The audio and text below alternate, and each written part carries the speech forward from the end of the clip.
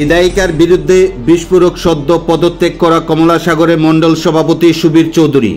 ওনার এই পদত্যাগ দলের বিরুদ্ধে নয়, আগামী দিনেও দলের যে কোনো প্রয়োজনে তিনি সদা প্রস্তুত বলে জানিয়েছেন। বুধবার দুপুর 2টায় গোকুলনগরস্থিত নিজ বাড়ি থেকে এলাকার বিধায়িকা অন্তরা সরকার দেবের বিরুদ্ধে বিস্ফোরক সদ্য পদত্যাগ করা কমলা সাগরের মণ্ডল সভাপতি সুবীর চৌধুরী।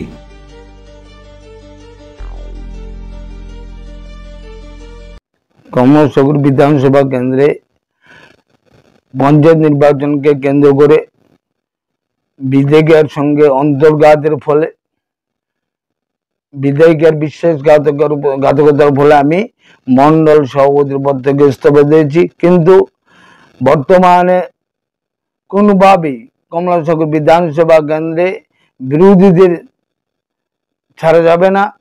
আমার ভারতীয় জনতা পার্টির পঞ্চায়েত, গ্রাম পঞ্চায়েত সদস্য, পঞ্চায়েত সমিতির প্রার্থী, জেলা পরিষদের প্রার্থী যারা হয়েছেন তাদেরকে বিপুল ভোটে জয়যুক্ত করার জন্য ভারতীয় জনতা পার্টির কার্যকর্তা এবং কমলা সাগর বিধানসভা কেন্দ্রের গণদেবতাদের কাছে নমস্কার জানিয়ে বলছি, আপনারা ভারতীয় জনতা পার্টির প্রার্থীদের জয়যুক্ত করুন এবং আগামী দিনে কমলা সাগর বিধানসভা কেন্দ্রের সংগঠনে যাতে কোনো রকম ক্ষতি না হয় সেই দিক থেকে আমি আপনার চেষ্টা করব।